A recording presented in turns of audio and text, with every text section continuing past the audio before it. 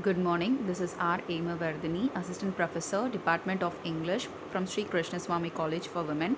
Today we are going to learn about clauses and its types.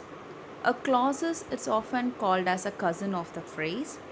A clause it is a group of words which contains a verb and a subject. It is used as a part of a sentence. Usually clause and phrase might look same or similar together, but there are certain changes in it.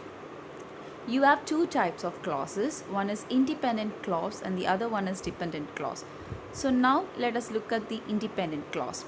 A independent clause will express a complete thought and it can stand by itself as a sentence. For example, I baked her a cake. When I say I baked her a cake, it means that I have baked or else I have done something that is a cake.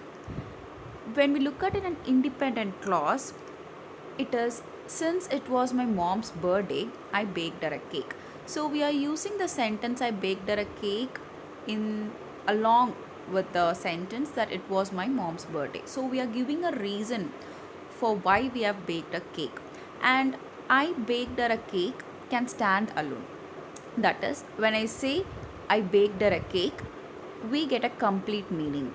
Likewise, when I say since it was my mom's birthday, I baked her a cake, we get complete sentence. So, a independent clause can stand by itself without anyone's support and it is complete. The next one is dependent clause.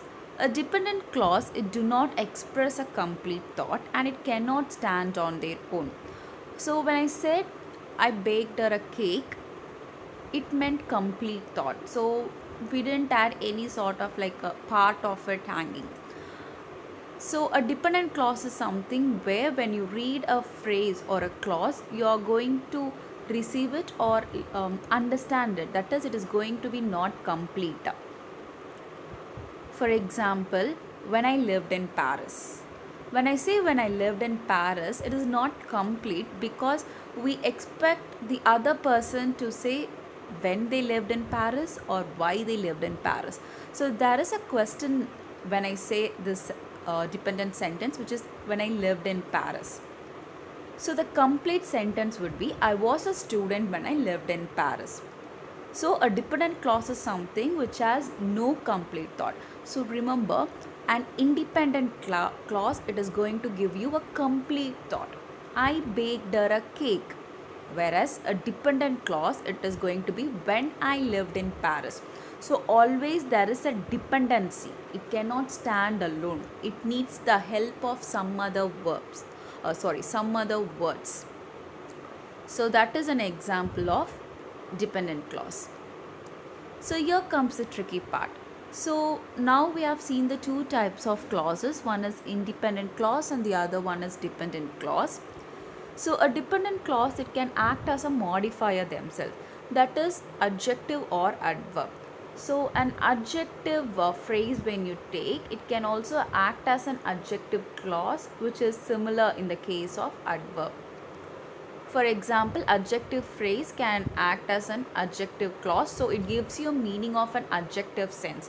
So an adjective is nothing but which describes nouns and pronouns. Likewise, adjective clause it is going to describe the nouns and pronouns. For example, let me give you a difference between adjective phrase and adjective clause so that it would be easy for you to understand. First one, adjective phrase. The woman in the car is singing. So here the adjective phrase is what?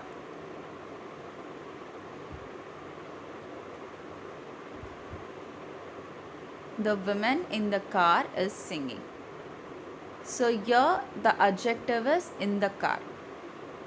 Okay, we are stating where the woman is singing. Whereas when I say adjective clause, I am going to use a modifier in it. The woman who is in the car is singing. So who is going to be the modifier over here, and with the help of that I am going to convert the phrase the woman in the car is singing to the woman who is in the car is singing. So you might get questions where you will be asked to underline the adjective phrase and convert it into an adjective clause. So remember these marker words or the modifier words so that you can add them to convert it. So first you will be underlining the adjective, and then you will be using a modifier word along with that adjective, and you will rephrase the sentence. The relative pronoun. Adjective clauses almost begin with special pronouns which relate to another word. So in the last case we saw a relative pronoun, a modifier which was u. Likewise, you have certain sort of words in a relative pronoun, and usually the sentences starts with them. Those words are u, whose, which and that.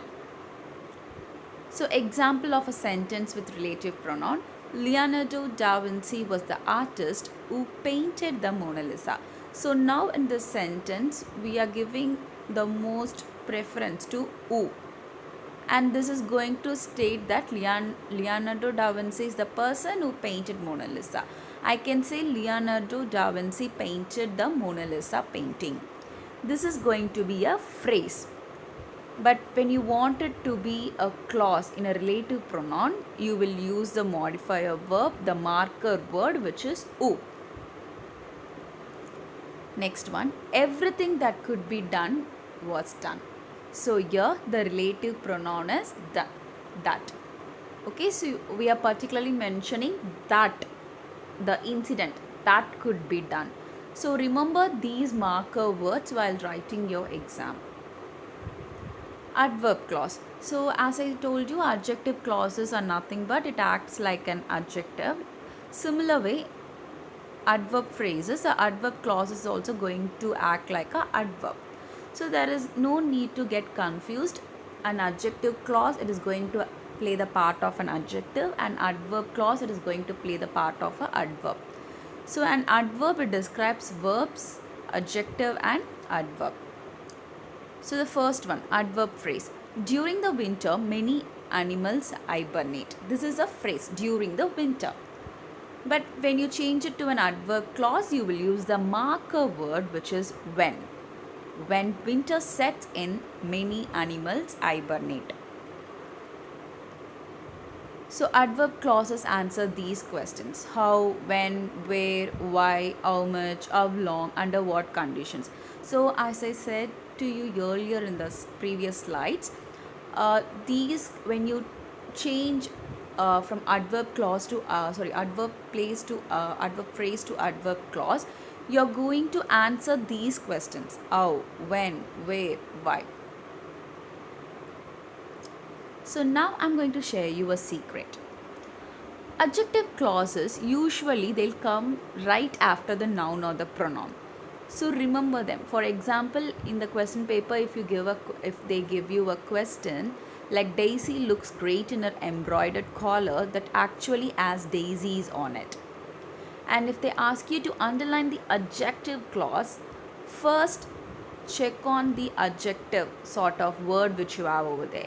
If not, make sure to underline the words which comes after the noun. So you will find the noun word, and then you will check on the word which is going to come next to it and check whether it is an adjective and underline it confidently. And also we have the marker word that over here. So that is also another hint. I looked all over for the air conditioner which I thought was in my room. So we are finding the noun over here, and then we found that there is a marker word which, and from which to room you will underline. And yes, I've got more secrets for you. An adverb clause, it can also come at the beginning of the sentence. So sometimes, so don't think that an adverb clause will come only after the noun. In certain circumstances, it also comes in the beginning of it. For example, they can sometimes be switched around and still make sense. When I came to FFMS, I never thought I would last 7 years. I never thought I would last 7 years when I came to FFMS. So any way you can interpret and change the sentences, but when you look at all these examples, you could know that there are the marker words over here. So be confident with your marker words so that it will help you to find these clauses or to underline them very easily. So yes, So today we have learnt about clauses and its types. I hope that it's very useful for you and thank you for listening to the video.